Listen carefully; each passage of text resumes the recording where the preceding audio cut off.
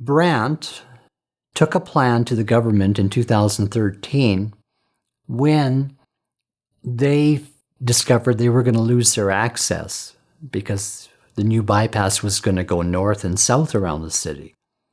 But they took a plan to the government to move the bypass outside the city to Gravel Pit Road. The plan would have saved $100 million. And it would have been much easier to access to go north and south to the commercial industrial area, the business district of the city. The bypass at that time was only $400 million.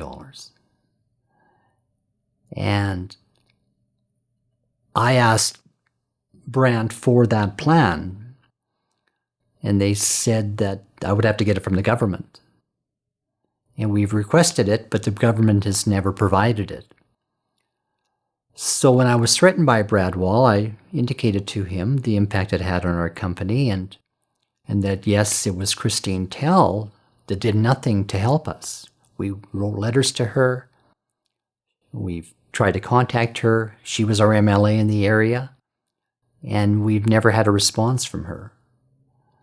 We took alternative plans to the government to go north around the city from Balgony, which made a lot more sense because that's where the industrial area is. And many truckers now and have used Highway 46.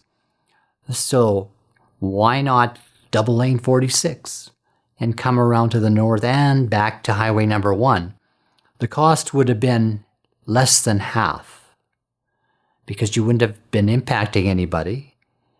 You wouldn't have had to buy a lot of land, and you wouldn't have had to build all those overpasses over railroad tracks. So it's very obvious why they went south. It's hard to understand why the government would approve an outdated, dysfunctional, costly, dead-end Regina Bypass that went south instead of north, like originally it was supposed to be like another ring road. Which you look in the south and you see one business there. And then a lot of empty land.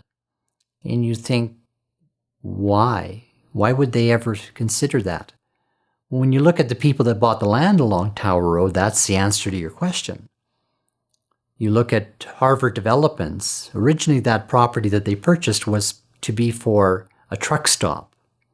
Flying J had purchased that land in 2005, 141 acres, and they tried to get the government to approve a truck stop.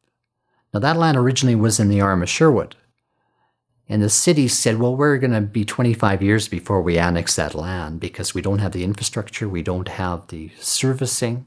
Flying J sold the land in 2012 to Harvard Developments for the Aurora Mall. About the same time, Long Lake Investments purchased 500 acres of land right along Tower Road from a landowner for $12,000 an acre. That seemed a very low price, considering it was in the Arm of Sherwood. It was just ready to be expanded into the city.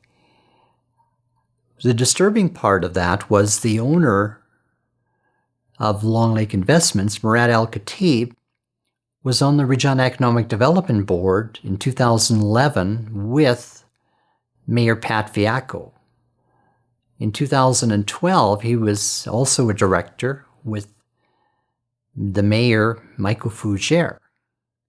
And he's been in the board of directors as CEO ever since then. So you wondered, was there insider information? Was there a conflict of interest? Where you have civic employees that are involved in a major land purchase of 500 acres of land just along Tower Road for a total of $6 million is what he paid for it. When they annexed the land into the city, shortly after, about 24 and a half years ahead of schedule, he received $10.1 million for 128 acres of that land to have the best land development property in the country. So he made $4 million and had 372 free acres of land that he's now building an intermodal on that services CN containers. So he stands to make millions and hundreds of millions of dollars off this property that he purchased for $6 million. He's selling lots on that property for $375,000 an acre. So that should be disturbing to a lot of people, because when you look at the route of the bypass that extends 6 kilometers out of the city, when you look at the route of the Regina Bypass that extends 5 kilometers out of the city, you wonder, why would they go that far out and they're in the city on the east end? Well, it's very obvious why. When you look at it, the city is going to expand to that in the next 100 years. They have a bypass that is framing off this expansion for the next 100 plus years. And it didn't cost the city a cent.